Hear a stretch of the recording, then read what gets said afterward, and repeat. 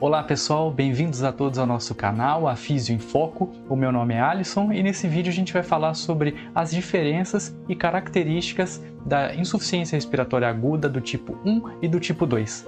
Eu sei que esse é um assunto que pode confundir um pouco a cabeça da gente em alguns momentos, mas eu vou te mostrar que é mais simples do que parece. E se esse vídeo te ajudar de alguma forma, deixe seu like, compartilhe o vídeo e se inscreva no canal também.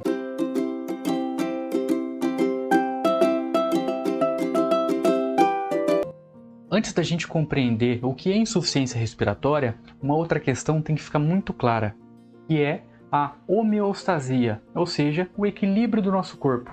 E no sistema respiratório não é diferente. E o papel da respiração é entregar o oxigênio e pegar o gás carbônico. Simplesmente isso. E quando a gente tem um desbalanço ou na captação de oxigênio ou no acúmulo de gás carbônico, a gente pode ter essa condição de insuficiência respiratória. E na insuficiência respiratória, a nossa respiração não está sendo suficiente para captar o oxigênio ou para eliminar o gás carbônico. E com isso a gente consegue compreender que a insuficiência respiratória nada mais é do que a incapacidade da gente gerir essa homeostasia, ou seja, esse equilíbrio no nosso corpo. E nesse caso é do nosso sistema respiratório. E agora que a gente já entendeu que a insuficiência respiratória é a tentativa do nosso corpo em restabelecer esse equilíbrio, a gente vai falar dos dois tipos. A tipo 1, que é a hipoxêmica, a quantidade reduzida de oxigênio, e a tipo 2, que é a hipercapnica, a quantidade aumentada de dióxido de carbono. Na insuficiência respiratória do tipo 1, o nosso problema vai estar na oxigenação. E os níveis de dióxido de carbono, CO2, vão estar dentro do limite de normalidade. Então, como o comprometimento é na oxigenação, a gente vai encontrar uma gasometria com a pressão parcial de oxigênio, ou seja, PO2, menor que 60. Na insuficiência respiratória, de insuficiência respiratória, muito comum em paciente com pneumonia grave ou um edema pulmonar. Então, de forma bem simples, a tipo 1 é a deficiência no transporte da molécula do oxigênio do alvéolo para o sangue. E quando a gente pensa na pneumonia grave, por exemplo, é porque há um espessamento do alvéolo, o alvéolo ele fica mais espesso realmente, e o transporte, que é feito por difusão simples, fica muito mais complicado. E o mesmo raciocínio vai acontecer no edema pulmonar, por exemplo, onde a gente tem um acúmulo de líquido dentro do nosso alvéolo que vai aumentar a espessura e vai dificultar a difusão.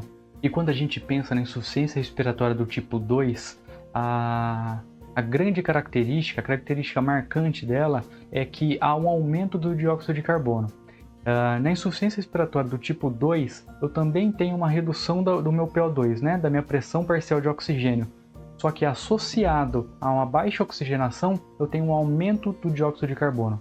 E nesse caso, eu não tenho um problema na transferência de molécula do alvéolo para o capilar, mas sim na ventilação. Então a característica da insuficiência respiratória aguda do tipo 2 é que eu tenho as estruturas pulmonares íntegras, mas eu não tenho uma ventilação adequada. Eu não consigo fazer com que o oxigênio entre através da respiração e ultrapasse a barreira hematoalveolar da forma correta. E a mesma coisa vai acontecer com o dióxido de carbono. Eu não consigo transferir ele do sangue para o alvéolo para ser eliminado. Por isso eu tenho uma baixa quantidade de oxigênio e uma quantidade aumentada de dióxido de carbono. E essa condição ela é muito comum em paciente que tem algum problema neurodegenerativo, por exemplo, né, que perde a força dos músculos respiratórios, ou então no caso de algum sedativo, por exemplo, que faz com que deprima o drive respiratório.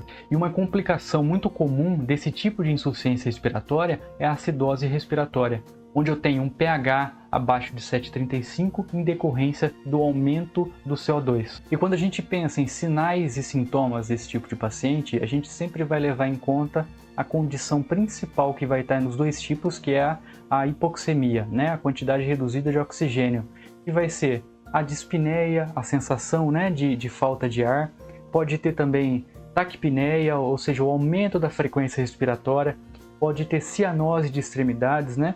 A ponta dos dedos ficarem roxas. E até mesmo, em caso mais grave, o rebaixamento do nível de consciência, a sonolência, que nesse caso Na tipo 2 ela pode estar muito mais presente, tanto pelo aumento do dióxido de carbono quanto pela hipoxemia. Para finalizar, pessoal, eu trouxe essa imagem aqui que resume bastante tudo o que foi dito. Então, na insuficiência respiratória tipo 1, eu tenho uma falha na oxigenação, e essa falha na oxigenação é decorrente de uma alteração ventilação-perfusão que pode ser causada, por exemplo, por um tromboembolismo pulmonar, onde eu tenho oxigênio dentro do alvéolo, mas eu não tenho a circulação passando na região. Ou então um shunt pulmonar, onde a circulação ela é preservada, mas eu não tenho o oxigênio dentro do alvéolo. Um exemplo desse caso aqui é a aspiração de objeto estranho, ou então um problema na difusão. E o exemplo mais claro disso é uma pneumonia, onde eu tenho o espessamento do alvéolo e a transferência do oxigênio do alvéolo para o sangue ele fica dificultado. E a consequência disso tudo é a hipoxemia. Já no tipo 2 eu tenho uma falha na ventilação. E essa falha na ventilação ela é decorrente ou de um problema no sistema nervoso central, como por exemplo o uso de sedativo, ou então um AVC muito grave, onde eu vou ter um comprometimento muito grande no meu sistema nervoso central. Ou então um problema na caixa torácica, né? Então a pessoa tem uma deformidade, onde eu não consigo expandir da forma correta a minha caixa torácica. E o terceiro é de músculo inspiratório. Ou eu tenho esse músculo muito fraco, decorrência de uma doença neurodegenerativa, e a consequência disso tudo vai ser a hipercapnia, ou seja, né, o acúmulo de dióxido de carbono.